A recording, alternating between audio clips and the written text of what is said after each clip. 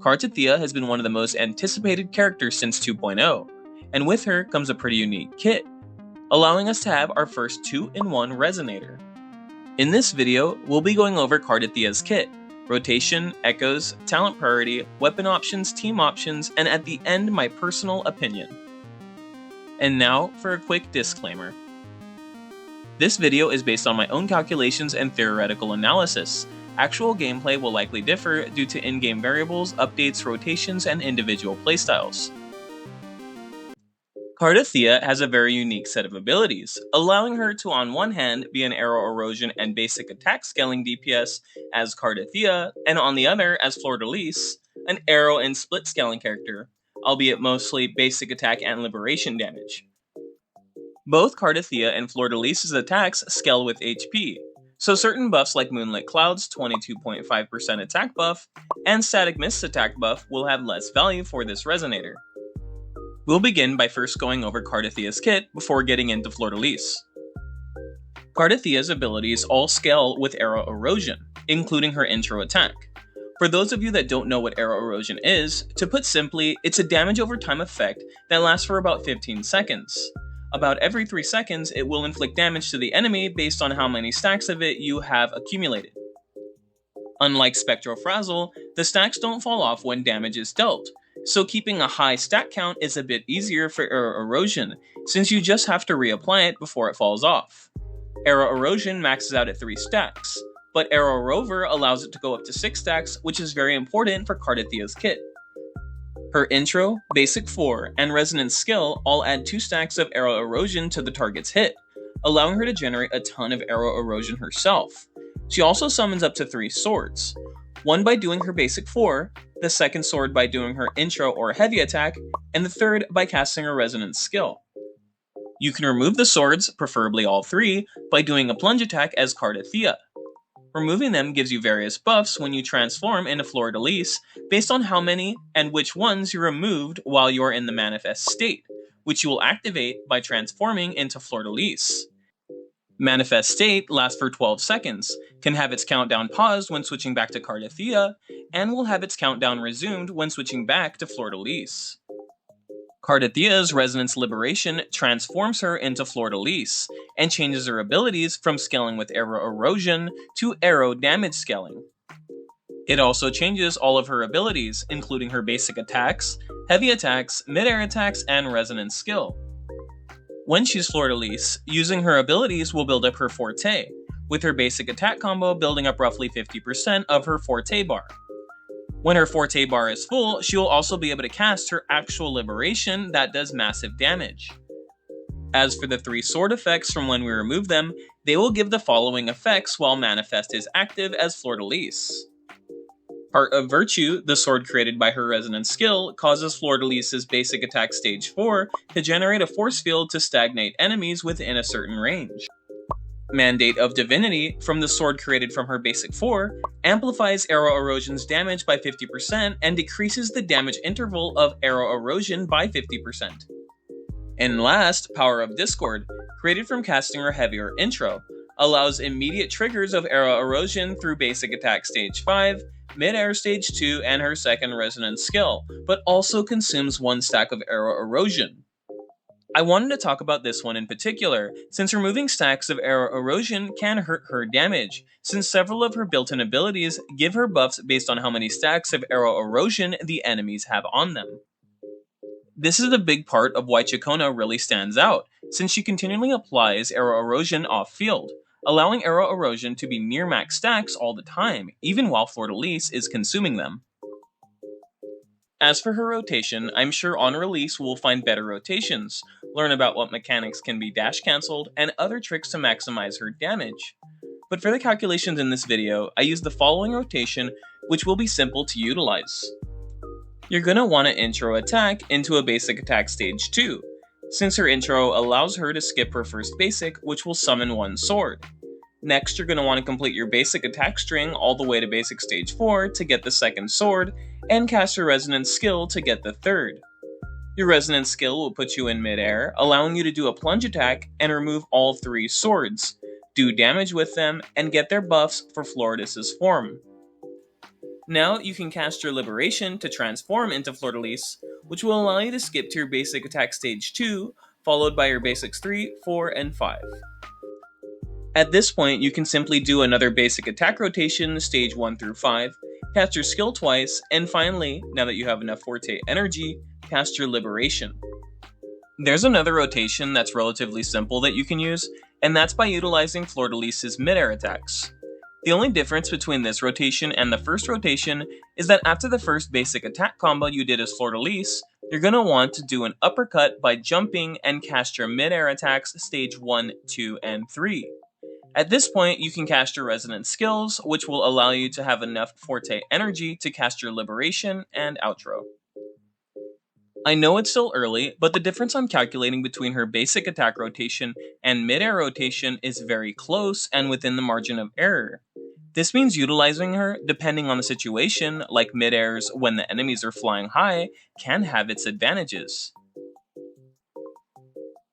As far as echo options go, there's going to be a set that will definitely be her best, but that set hasn't come out just yet. However, since we do know the buffs it provides, we can do some early calculations to get a good idea on how we can build her in terms of substats and main stats. Since her damage does scale with crit, you're going to want to focus on crit rate and crit damage. Next, you're going to want to prioritize HP percent as all of her damage does scale with HP. Basic attack damage bonus will be her next best substat to prioritize, followed by energy recharge since her initial transformation to manifest state does cost energy. As for her forecast, if you have her signature weapon, going for crit rate performs slightly better than crit damage, but as you can see, the results are pretty close. As for her 3 costs, going for double arrow will provide more damage than 1 HP percent and 1 arrow damage bonus. As for your 1 cost, just make sure you power up HP percent main stat echoes. Now to get a better idea of her scaling, her damage spread does have her doing a ton of Liberation damage. It doesn't look like she does a lot of basic attack damage when you look individually, but if you add up her mid-air, basic attack, and arrow erosion damage, she definitely does scale with basic attack damage. Cartethyia's talent priority is pretty straightforward. You're going to want to level your Forte circuit as this will provide Fleurdelys almost all of her damage outside of her Liberation. Next, focusing on your Liberation will be the way as it does provide a ton of damage with one big hit. Your basics shouldn't be forgotten either, since Cartethyia's damage will primarily scale here. The last two aren't as important, but you can level your resonant skill followed by your intro. And now, we'll go over Cartethyia's weapon options and comparisons. For the first comparison, we'll go over Red Spring, or Camellia's signature weapon. This weapon is relatively powerful for Cartethyia, providing crit rate and basic attack damage bonus. Although she can't make use of the attack percent and second basic attack damage bonus, I have this weapon as her second best option. This weapon is about a 13% team-wide decrease or a 20% personal damage decrease from her signature weapon. Not too far behind, we have Blazing Brilliance. Even though she can't make great use of this weapon's passives, Cartethyia can definitely make use of the additional crit damage. This ends up being about a 15% decrease in team-wide damage and a 24% personal damage decrease from her signature weapon. You'll get a similar performance with Emerald of Genesis, which I have calculated as just a few hundred damage difference from Blazing Brilliance. Just make sure you're using a crit damage forecast if you're going to be running this weapon, Red Spring, or any other high crit rate substat weapon. Unflickering Valor is actually a pretty decent option as well. While it falls slightly behind in damage, you won't have to worry about building any energy recharge. It ends up providing about a 20% team decrease or 34% personal damage decrease from her signature. And for the moment we've all been waiting for. The 3-star weapon Guardian Sword is actually a pretty decent weapon.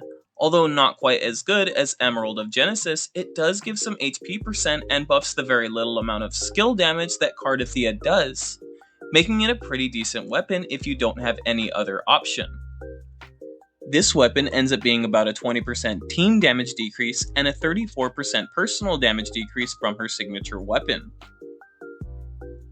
While Cartethia's team options are somewhat restrictive due to her preferring Resonators that can buff Aero and Aero Erosion, there are a few options outside of the norm. Fortunately, she really enjoys having Aero Rover on the team in the healer slot, due to the increase in Aero Erosion stacks that Aero Rover's outro grants. This leaves the support slot to be filled, and the most obvious choice is going to be Chacona. So you might be thinking, since Fleurdelys scales with Aero damage instead of Aero Erosion, Chacona isn't that big of an upgrade, right? The answer to that is that it's going to be roughly a 31% team-wide or 46% personal damage upgrade to have Chacona with her signature, versus an Alto team which I calculate so far as her next best team. As for without Chacona's signature and using Static Mist instead, I'm getting a more modest 17% team or 31% personal damage upgrade to have Chacona over Alto. The reason Chacona is so good isn't just because of her ability to run the Gust of Welkin set, buff Aero damage bonus, and amplify Aero Erosion, which is a part of it, but it's because Fleurdelys consumes Aero Erosion throughout her abilities, usually around 3 per rotation. And since she has buffs that are contingent on her having 5 and 6 stacks of Aero Erosion to maximize these buffs, she ends up losing damage. Chacona fixes this by keeping the stacks at near maximum at all times. I did try calculating for an extended rotation by switching back to Cartethyia and building Aero Erosion back up before using her Liberation, but the extra field time it took ended up being a net negative in DPS.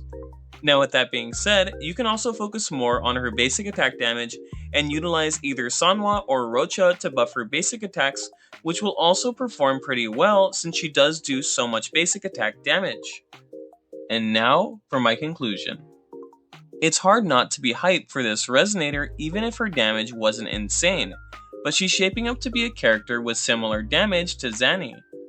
While she does really prefer having Chacona as a support, we do get her best healer being Aero Rover and their signature weapon all for free. You can also use the 3-star weapon Guardian Sword if you for some reason don't have Emerald of Genesis, making her a pretty solid low budget character. And if you do have the tools, will be a top tier DPS. If you like this video, please leave a like and subscribe, as I will be making a pre-release video for Lupa next. And thank you for watching.